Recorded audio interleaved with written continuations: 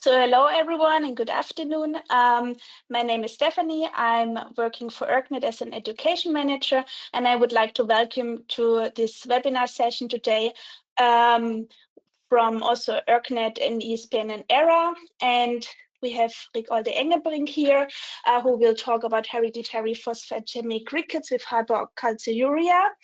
And before I start introducing Rik, I quickly would like to remind you that you are muted and that you can ask questions later on using the question box. So yeah, thank you, Rik, for being here today. Rik Olde Engberink is an internist-nephrologist and clinical pharmacologist at the Amsterdam UMC, and he runs an outpatient clinic for patients with tubulopathies. I'm also happy that Rik was one of our first curriculum students of this ERKNet curricula, and he finished 2 years ago. He also participated in the ERKNet exchange program and visited the University of Campania in Naples and worked together with Francesco Trebiccione here. And his research focus is mainly on the physiology of sodium and water balance related to electrolytic abnormalities. And in addition to that, he collaborates with the European Space Agency on projects related to space travel, working on water and sodium physiology to develop new countermeasures for astronauts. So thank you very much to be here today and to talk about this very important topic. Thank you.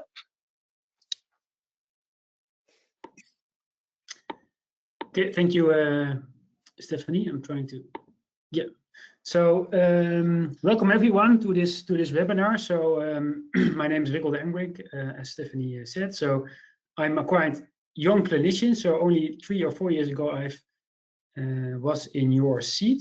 So I'm very happy to talk about this today. And yeah, so I hope you all have a bright future with ERKNet and all the possibilities ERKNet can give you for clinical and research exchanges. So I would really recommend you to make use of it. As you see, you can also be here maybe in 3 or 4 years if you want. So today I'm talking about quite a young disease as well. It was a disease discovered in the 80s, so I will start there. And I have a bit different. I do it a bit different than I used to do, because that is. Because Carsten Wagner, a professor from Zurich, basic physiologist, also did a webinar on phosphate disorders 2 months ago. So he already partly told you something about the disease I will talk today, but I will also focus on the clinical side. For that, I will start from the very beginning of this very young disease. To travel along with all the also the recent discoveries that were done for this disease.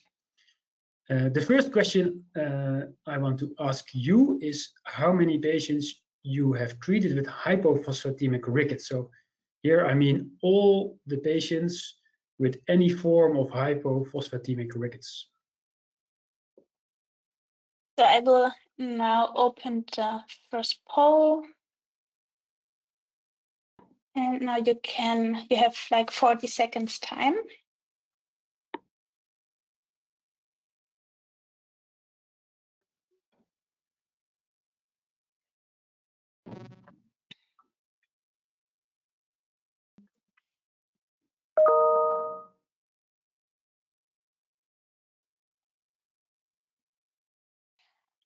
Okay, so I'm closing. And Rik, can you see the results? Otherwise, yes. I can read them out. I see that most have treated only few. 22% have treated 6 to 10, and 6% have treated a lot, more than 15. So the next question really relates to this question, because now we move to this specific disease we will talk about today. So how many patients have you treated with hereditary hypophosphatemic rickets with hypercalciuria, the one we will talk about today? Okay, and I start a second poll. We have another 30 seconds.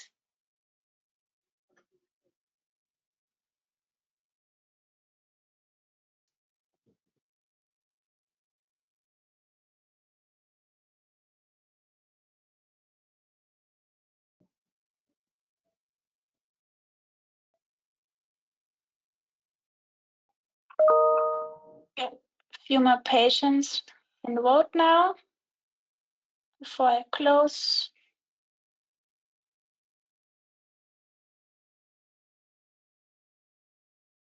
Okay. So the picture looks a little bit different now. Yeah, so I see most of you have treated, yes, should have also included 0 because 0 and 5 is in the same category now, but I see so 80% is 0 to 5 and 10% are between 6 and 10 and 11 and 15. Okay. So the next question is, so if you don't know, you can guess, how should we treat these patients with hereditary hypophosphatemic rickets with hypercalciuria? There are 4 options. And so it's, Stefanie, can they select more than one answer, or can they only select one? No, they can select multiple. Oh, yeah. Okay, so I can tell you that multiple are true. So please.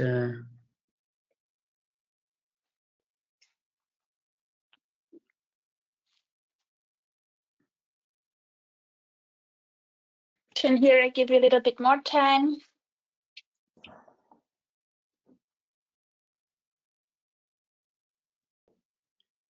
So if everyone answers this correct, then we can stop the broadcast here. Then your job is done. So I give you another 10 seconds.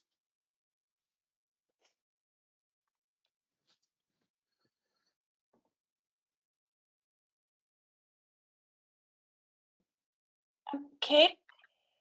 And this is answer. Okay. So I see 80 people, 80% phosphate. 38% have chosen the longest answer, which is active vitamin D. 33% diuretics and 29% citrate supplements. So it's good that we have this talk today. Phosphate supplements are the mainstay for this treatment. You can use diuretics and citrate supplements, but the active vitamin D is something you should not do, and that's what I will explain to you in this webinar. So let's move on to the next slide. So what I will do, I will really start with the clinical presentation, then move on to phosphate physiology, and tell you how at least I manage the disease, because it's still difficult. There are no guidelines on how to manage this disease. And I think this is important because I think it's a really rare, but I think it's less rare than we do, and it's really under-recognized. And it's important that we differ between this disease and other causes of hypophosphatemic rickets, because the treatment is really different. So let's start with the first description of HHRH, that's how we'll call it right now. That was from a publication in 1985 in the New England Journal of Medicine of a single Bedouin tribe. And they described few families which had same problems of rickets, short stature, pain, nephro and urolithiasis, renal phosphate wasting, so low phosphate levels in the blood and high phosphate levels in the urine, hypercalciuria, low PTH, so they already knew that the phosphate loss was not mediated by PTH, and also elevated levels of active vitamin D. And that's something that is really different from the other hypophosphatemic rickets diseases. And so that's something that we should keep in mind. And by this, you already know that we should not supplement active vitamin D because the levels are already high. So in this paper, they excluded proximal tubular dysfunction, as there was no proteinuria, glucosuria of renal tubular acidosis. And all of these symptoms and complaints, they improved after giving phosphate supplements, except for the phosphate wasting that was still there. And these are the first 6 patients. So what you see is that the average age of onset was quite young, between 0.5 years and 7 years. They all had short stature, 1 out of 6 had urolithiasis. All of them had bone pains, and all of them also had bone deformities. And on X-ray, most of them also showed rickets and or osteopenia. So this was the first description of a family. And it's a very nice paper to read, very different from the papers we see now, because what they did, so all of these subjects, they put in a metabolic ward study. So they were admitted to a hospital for 2 to 4 weeks and ate a very constant diet, very controlled. So that's something that is, yeah, I think extraordinary and something we do not do in these days. And from these data, we also have very nice measurements. And this also tells you the biochemical signature of these patients, which is really different from the other hypophosphatemic ricket diseases. So we have low serum phosphate. Of course, we have also low reabsorption of phosphate from the urine, so high urine phosphate values. We have high serum alkaline phosphatase, and so that is letting you know that there is bone problems.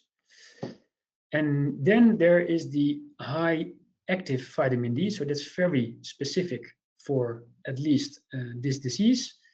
PTA levels are generally low. I will explain later why the PTA levels are low and why this may be a problem. The serum calcium levels are usually normal. Sometimes it can be a bit high normal, and urine calcium levels are very high. That's why the last H is with hypercalciuria, because that's a very important denominator of this disease.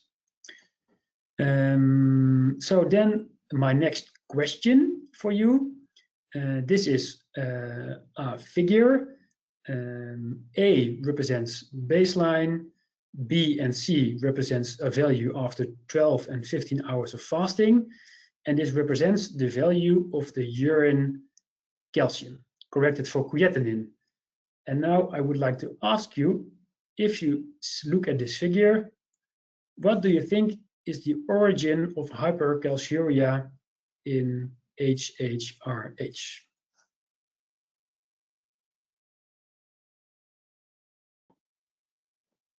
Yes, I'm starting the next poll.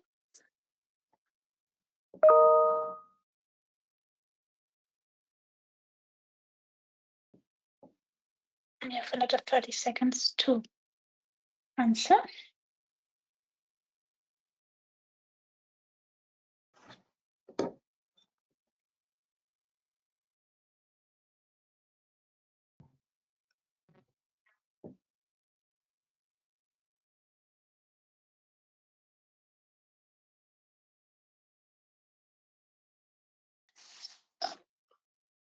I will close the poll in 10 seconds.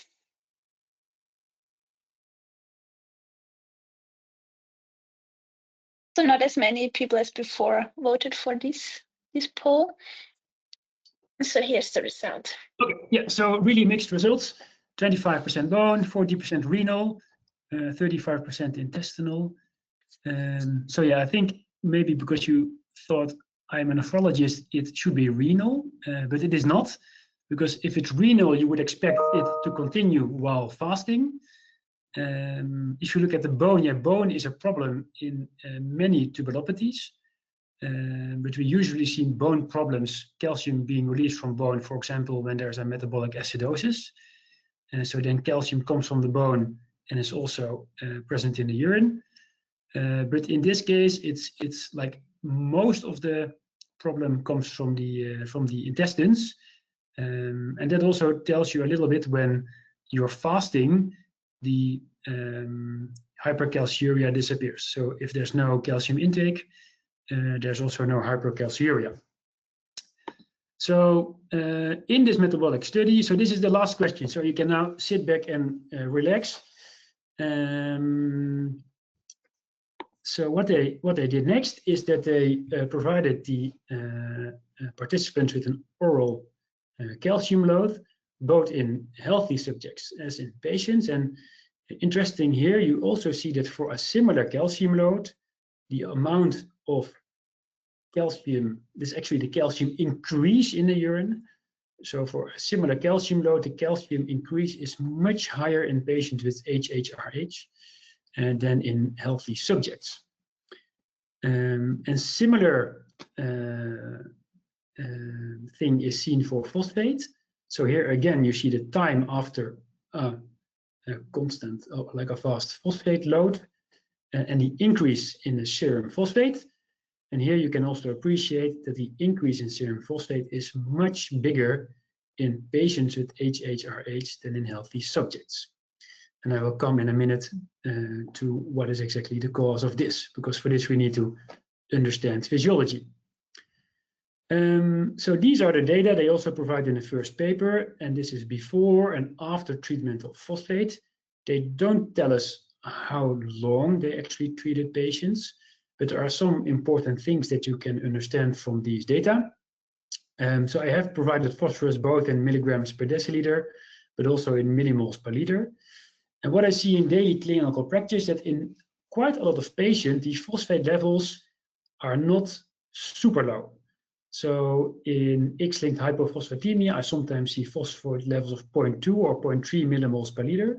But the average in this study, in people who are quite a lot affected, is almost 1.8 millimoles per liter, which may be normal in some laboratories. It increased to normal values after the study. Alkaline phosphatase was really high, decreased but not normalized. Same is true for 1.5 vitamin D, the active vitamin D. Also, the hypercalciuria was a lot less after giving phosphate supplements. And last, so there's still a problem with phosphate being in the urine. And so the phosphate loss, the actual cause of the disease, is in the kidneys. I also will come to that later. So people are losing phosphate from the kidneys, and then problems start to happen. And to understand what problems happen and why, let's first go back to physiology. So our intake of phosphate is about 1200 milligrams a day. An important part is being absorbed. Also, a minor part is being secreted from the blood to the intestines, and about 400 milligrams ends up in the feces every day. And when phosphate is in the blood, phosphate can travel to and from the bone, and there's usually an equilibrium between both. And phosphate is also being excreted by the kidneys.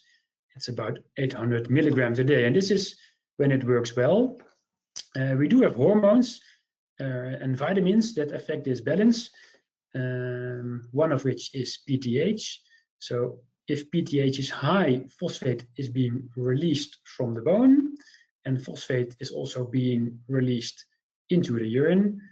And as most of you know, so PTH is of course involved in phosphate homeostasis, but it's an even more important regulator of the calcium balance. So then we have FGF23, which I consider the master regulator of phosphate balance, and I will explain later why. So what FGF23 does is it increases the excretion of phosphate in the urine. And for example, in a lot of other conditions of hypophosphatemic rickets, there's a problem with FGF22. There are high levels, making you pee out a lot of phosphate. And then there's 1.25 vitamin D, which is important for regulating the absorption. So if 1.25 vitamin D levels are high, the absorption of phosphate from the intestines to the blood is increased. So of course, for those who like endocrinology, all these hormones are linked.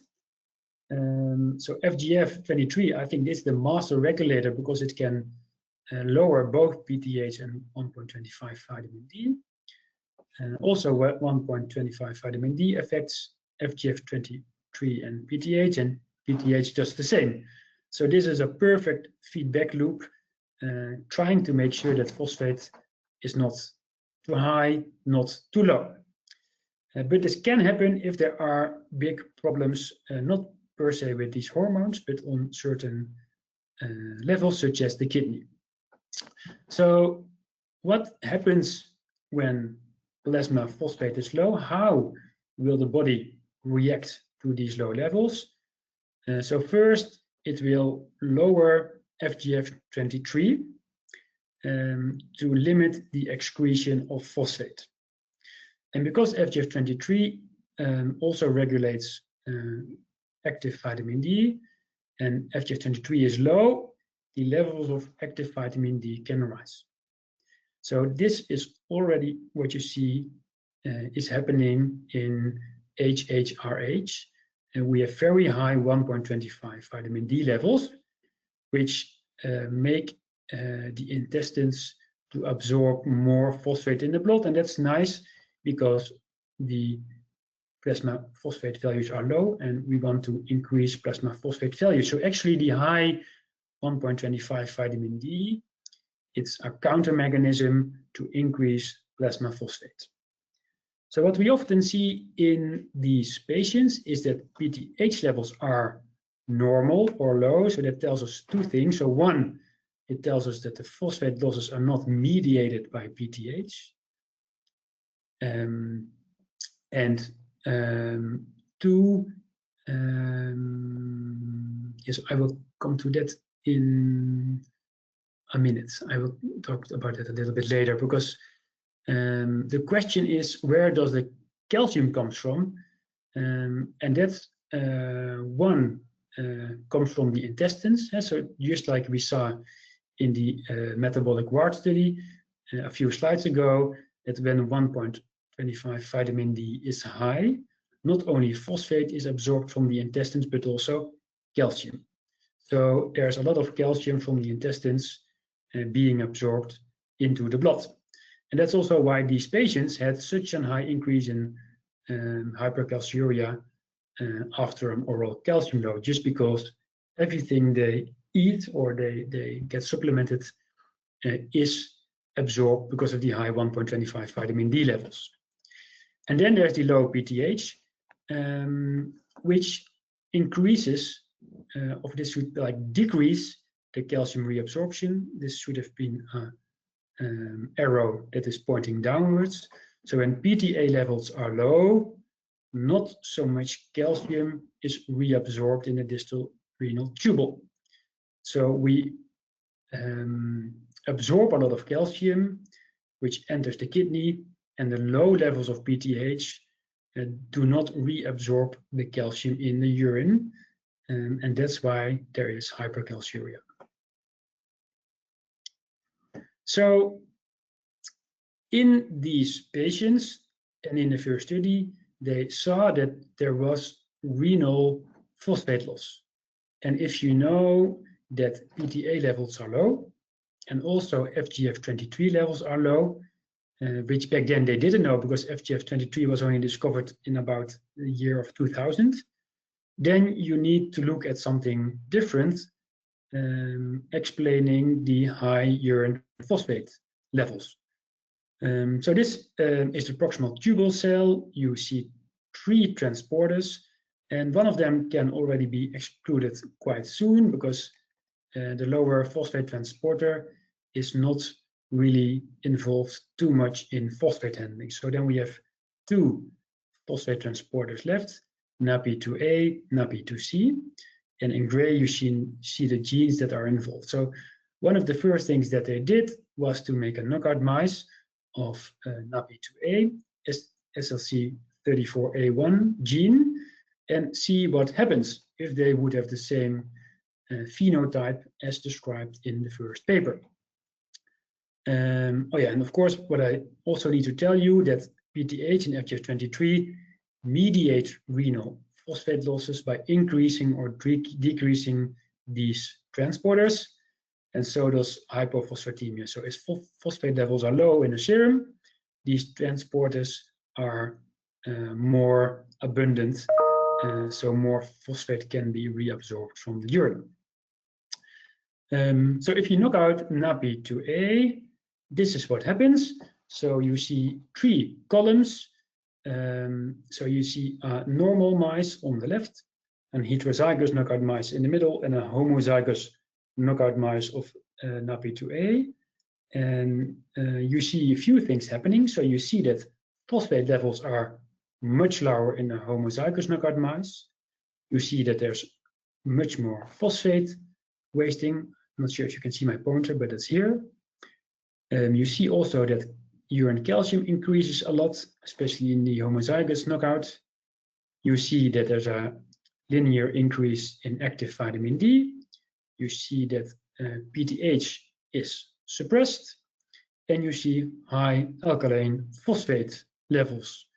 So on first glance, this really looks like what we saw in our patients, but there was also one important finding, and that's why they included the age in months in this figure, because what they observed, the alkaline phosphate levels are double, like twice as high in the homozygous knockout mice. But if you look at month 5, they not fully normalized, but they look a lot better. And so in these mice, there was no clear phenotype of rickets. So it's probably not the same, not the gene that we were looking for the disease that was initially described. So now we know that this gene is involved in infantile hypercalcemia type 2, which is a very rare disease, even more rare than hereditary hypophosphatemic rickets with hypercalciuria. It's an autosomal recessive disease, but also people with a heterozygous mutation are likely affected. And the presentation is really different from HHRH, because this disease typically presents in the first year or 2 years, so during infancy, and with resolution, or at least a much better clinical picture afterwards. If you only look at the lab, as you just showed you in the mice study, it is quite similar, but in this disease, and it's in the name, you often see hypercalcemia. And the hypercalcemia per se also gives problems, because it is believed that the vomiting, constipation, polyuria, and failure to drive are all the result of hypercalcemia. It's also symptoms we often see in our patients if they are being hypercalcemic.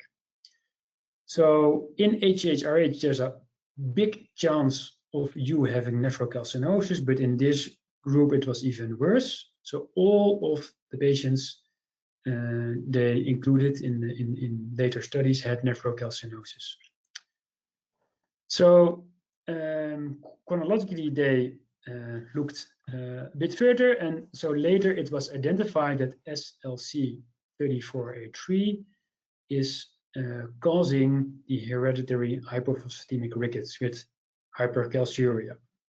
So the prevalence is believed to be a bit less rare, a bit less low than in the infantile hypercalcemia, but this, of course, are all estimates, and it's a young disease. So I think we,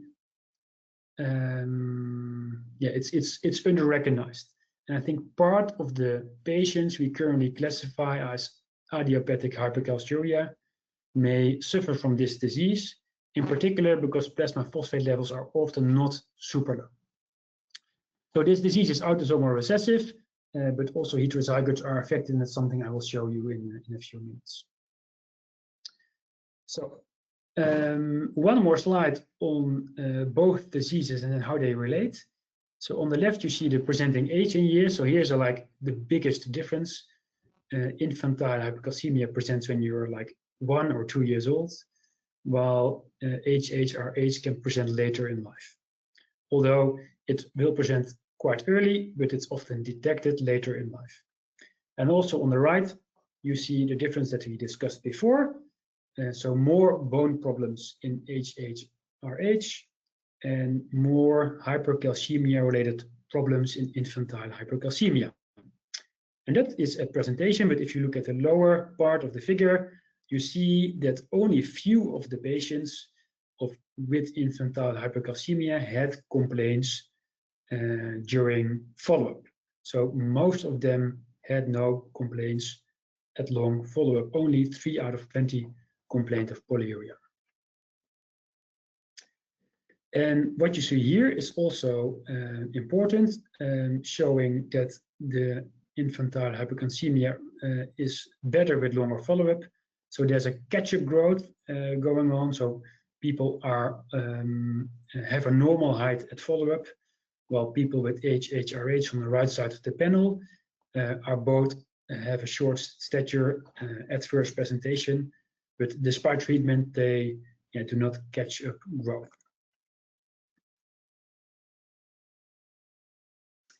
So now I'm going to talk only about HHRH. So all the data I will present you are about this disease. So the phenotype can really differ among patients. About 60% has a renal phenotype, which is often nephrolithiasis or nephrocalcinosis. Some of them also have renal cysts, and also 67% have bone disease. A lot of people have rickets. Also, a lot of people have a low bone mineral density, and few of them have fractures. And if you combine both, then you see that 40-45% have both a renal and bone phenotype, and only the very minority, about 7 or 8%, have no clear renal or bone phenotype. So if you are evaluating these patients, it's important to look at the kidneys and at the bone. There is also a big variation in lab values, so you don't have to read this, but you can appreciate also from a distance. You have to look at the left panel at the compound heterozygous or homozygous subjects. That there's a big difference between subjects, for example, in serum phosphate levels. Some have a Z-score of -6, while others have a quite normal phosphate level. And similar is true for hypercalciuria and active vitamin D levels. And I will try to present you some more recent data that can explain these findings. Because maybe we are actually looking at 2 diseases within one disease. So what they also did in this study is that they related the American College of Medical Genetics and Genomics score, which basically tells you the severity of the genetic mutation. So 10 is a very bad mutation from which you expect a lot of problems. And if it's a lower number, it's less. And here you see that the genetic score can predict whether you have a renal or bone phenotype or have a combined phenotype.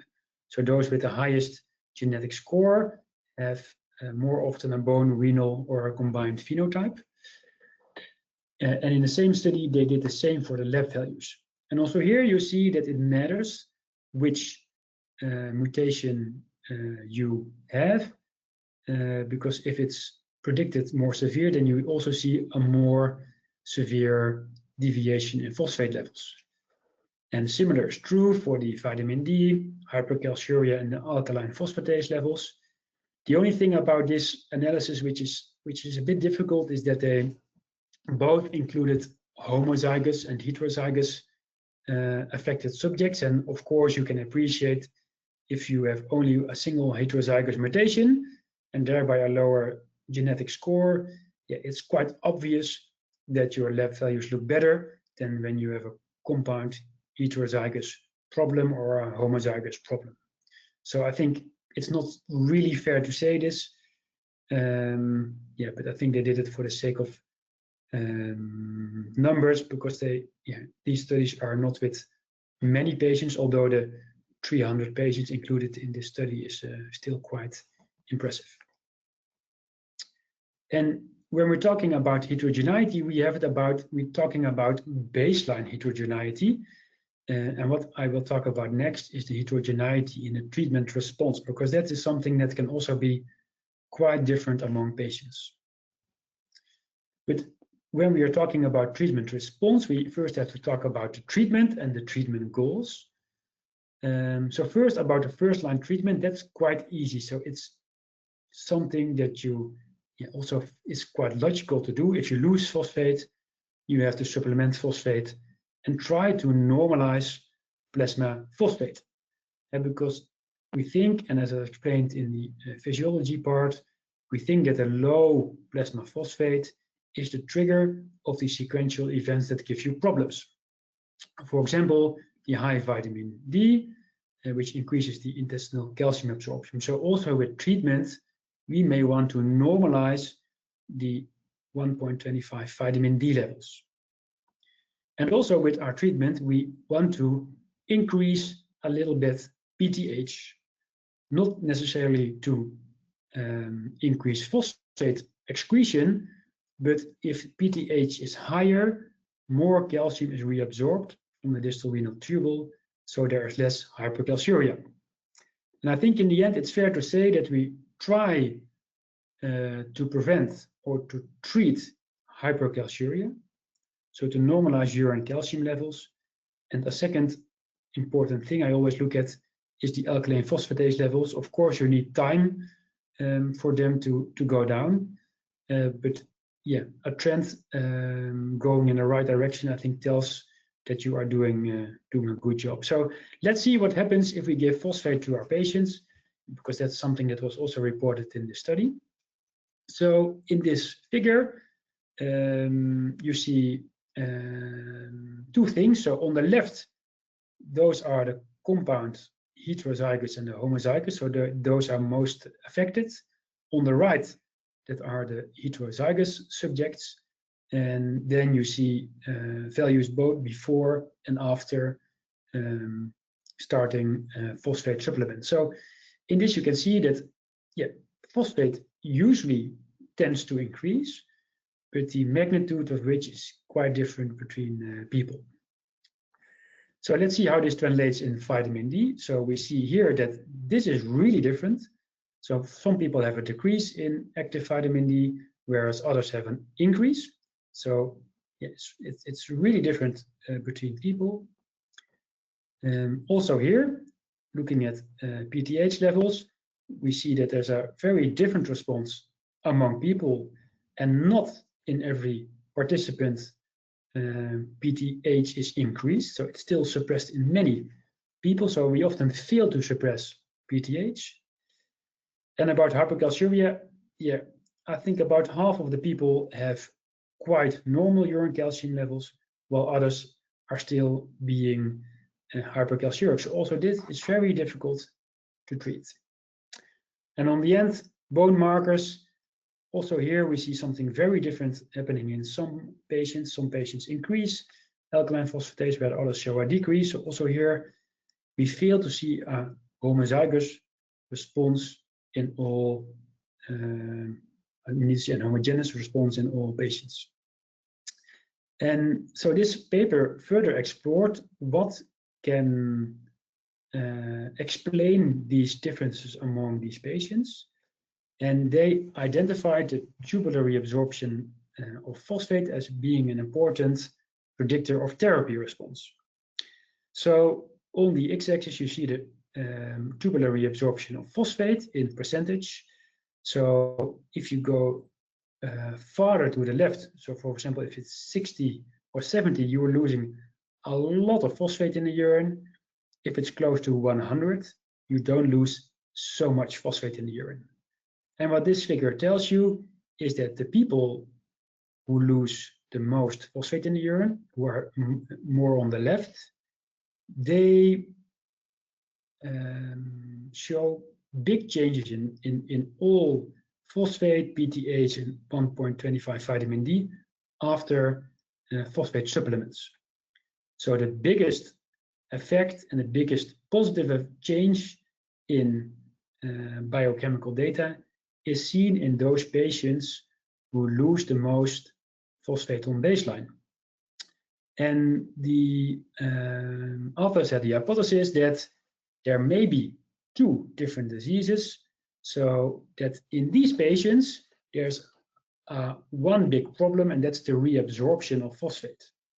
So if you just supplement more phosphate, then you will be able to reabsorb a little bit more, and you can restore the problem, restore phosphate and all other sequential hormones.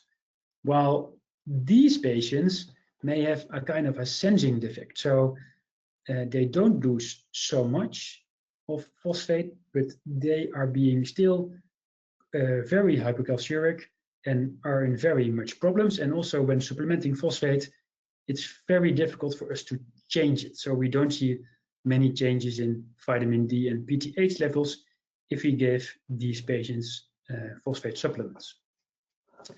And then if you go back to physiology, then it is not so clear where in the body phosphate is actually sensed.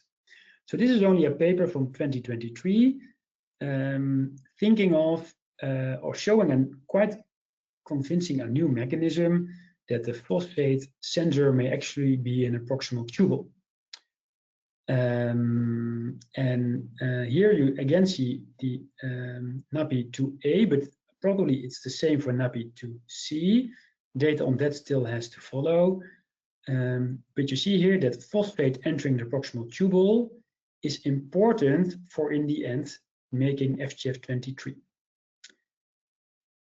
And the intracellular phosphate availability right here is the rate limiting step in the production of glycerol 3-phosphate, and in the end, FGF23. And as I showed you in the very beginning, the low FGF23 is one of the very first things that goes wrong in the physiology of this disease. And if you cannot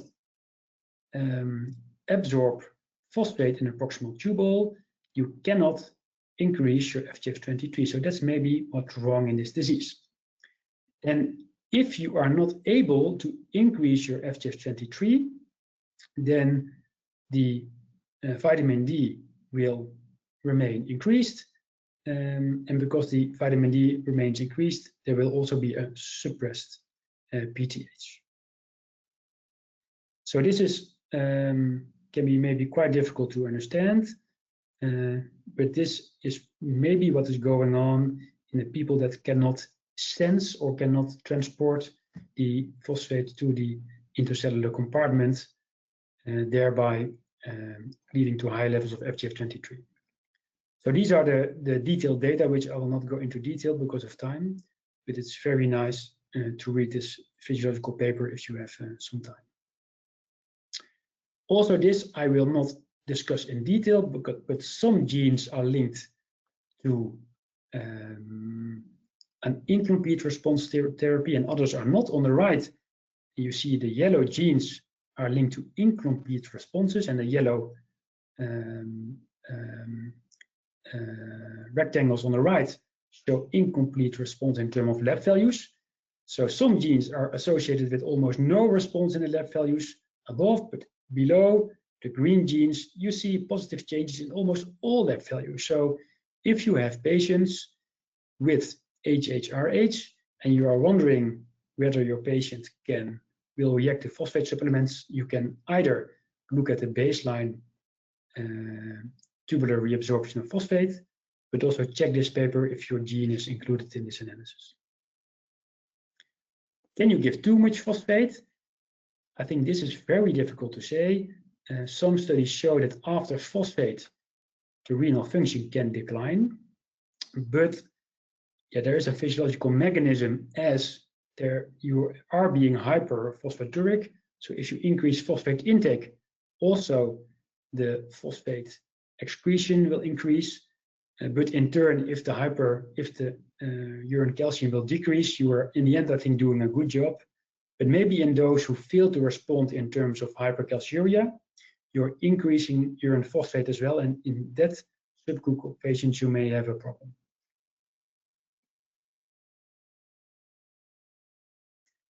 So also, this I will shortly discuss. So citrate is often suggested to reduce the risk of calcium or calcium oxalate stones, but it's important to note that when increasing urine pH, there's an increased risk of phosphate stones. And in these people with high phosphate levels in the urine, we have to be careful. Thiazides, on the other hand, will really help you to control hypercalciuria, but of course have the regular side effects that we know. And of course, all these treatment options can be considered next to phosphate supplements. Cinacalcet, I think it's sometimes used for secondary hypoparathyroidism, but it has not really been described in this disease, although very rarely. These are some supplements that can be investigated but have not been investigated for this disease, and could all act as precursors of FGF23, increasing the levels of FGF23 or making it possible to produce FGF23. And then we have two drugs from daily clinical practice, fluconazole and rifampicin, which are both involved in the production and or degradation of 1.25 vitamin D. And also these are going to be studied in the context of HHRH, trying to control the excess of 1.25 vitamin D. So long-term risk of chronic kidney disease, these are cross-sectional data. So if you put all patients with different ages on top of each other, you see that a higher age is associated with a lower eGFR, but we still lack good measurements within patients. And this is something, so this is just an absolute cutoff. I think it's more important to look at the right figure than saying that everyone with an eGFR below 90 has CKD. But I think you also have to check kidney function regularly in these patients, because the nephrocalcinosis can also diminish kidney function over time. So then about the heterozygous people, it's always a bit difficult to talk about this group, because a lot of publications have, of course, selected people who are symptomatic. So this publication also included relatives with heterozygous mutations. And then if you look at panel B, you see that about half of them have no symptoms, the other half have. But of course, this also was a kind of pre-selection of symptomatic individuals. And there's one really nice study in a not selected population of more than 170,000 participants. And in this, they looked at one individual mutation, which is known to cause HHRH. So these are all heterozygous people, heterozygous mutations. So in this population of 218 people, they saw that a single heterozygous mutation or carrier, it's not really a carrier because you have problems. You have a higher risk of nephrolithiasis, higher risk of low phosphate levels, and a higher risk of a low eGFR. So I think you also have to consider at least monitoring heterozygous subjects. So last, something that we should take in mind when seeing these patients is that it does matter when you take blood from these patients. Here you see the increase in plasma phosphate after you give healthy subjects a phosphate-rich meal. So it does matter if they come to your clinic fasting or whether they visit your clinic after having a very big breakfast. It can really increase phosphate levels by 10, 20, 30, or even 40%. And it's even more important because we know that people with high 1.25 vitamin D levels, like our patients have, will even have a bigger increase in plasma phosphate. And there's one really nice study, and I think this is one of my last slides. Okay, I also have to say that it matters how you supplement phosphate, if you do it by diet or by supplements or by Coke. The bioavailability is very different.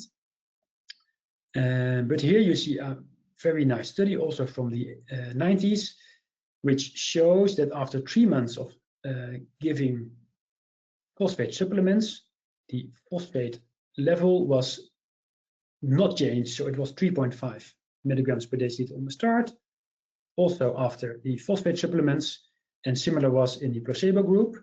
So here you could conclude that phosphate supplements did not work, but you have to know that all these data were from fasting blood sampling.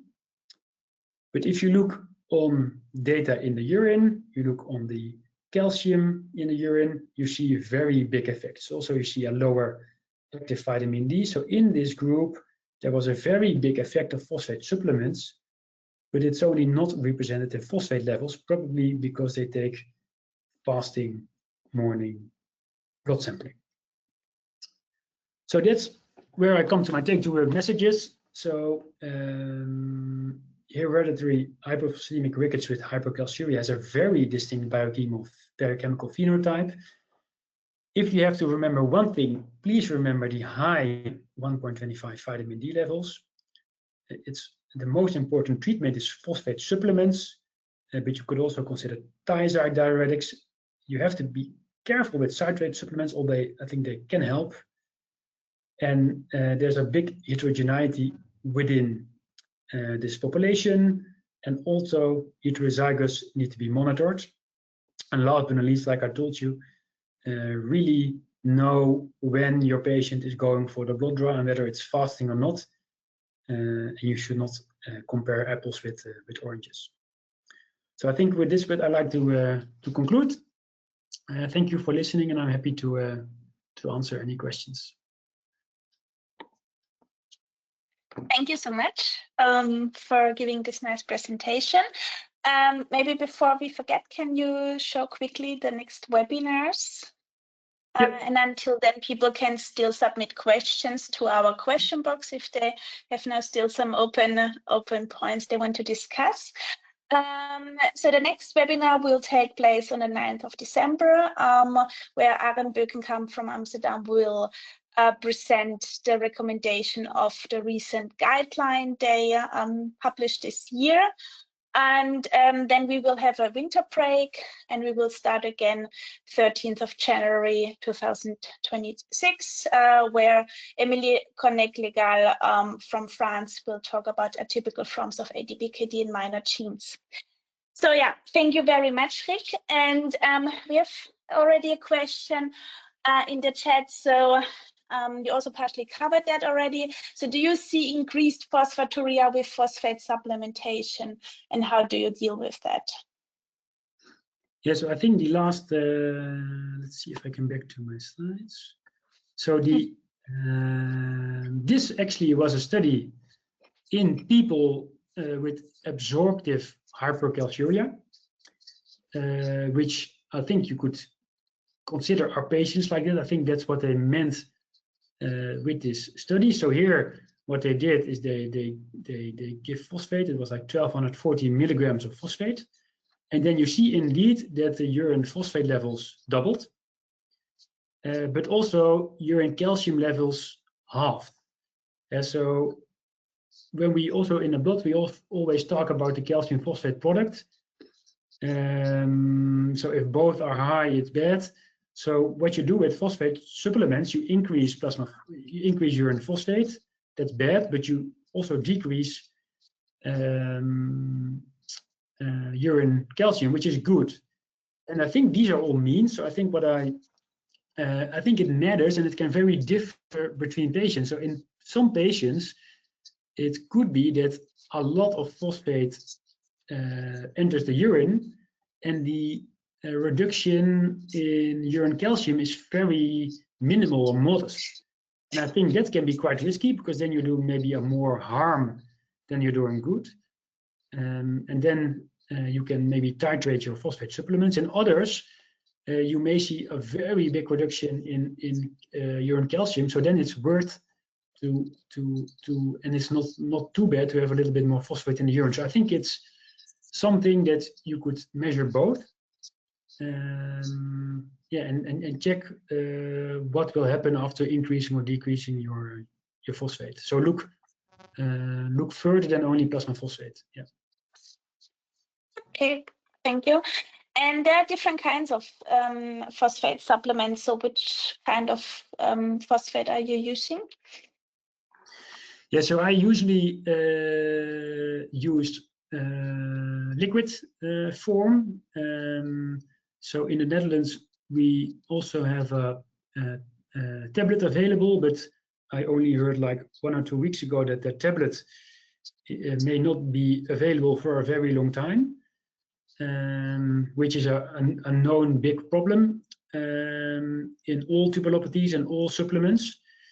And also with the phosphate, you have to be maybe a little bit careful about sodium, because usually the phosphate is mixed with sodium.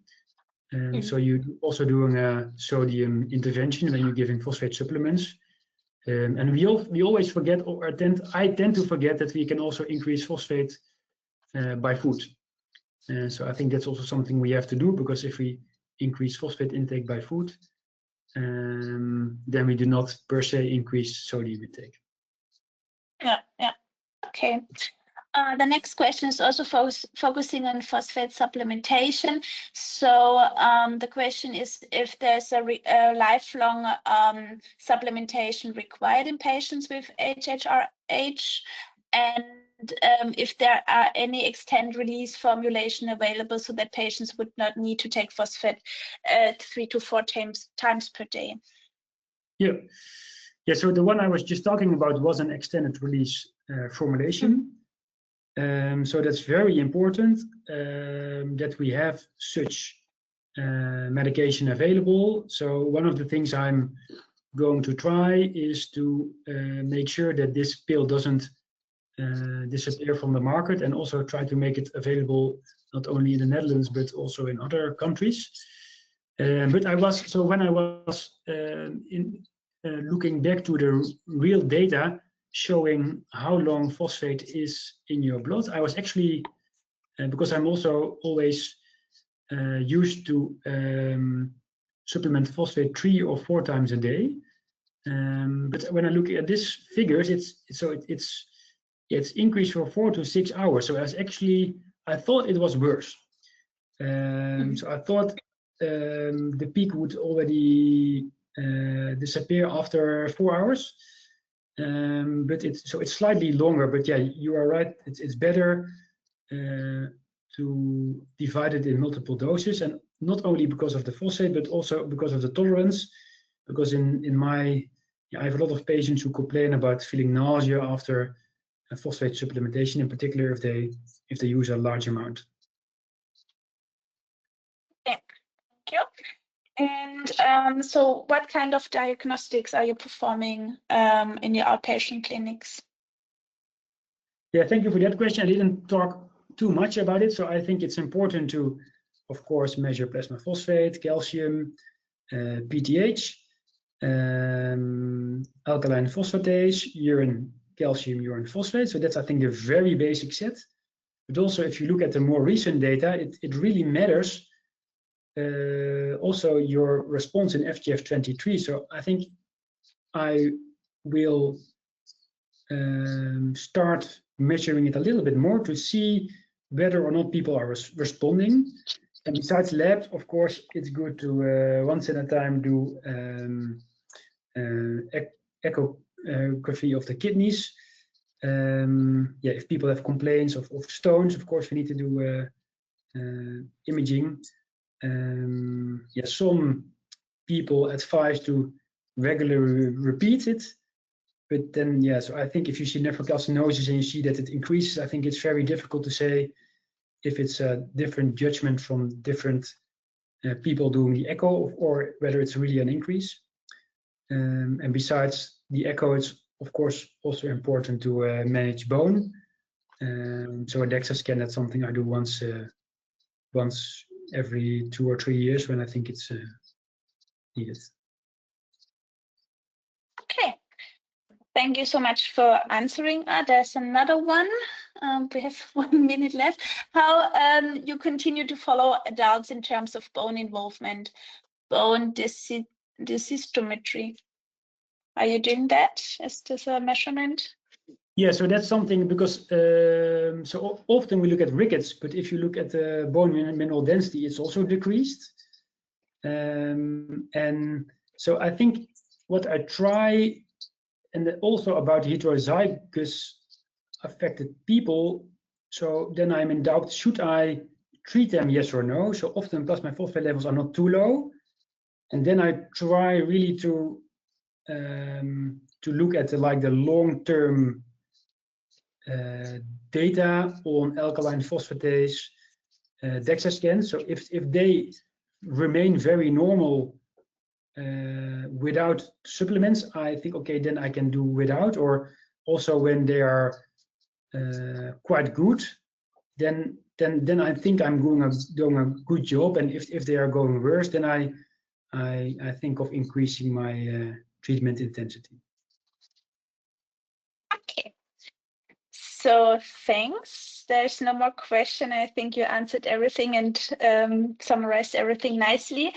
Then, yeah, thank you very much. And also for the attendees to participate today.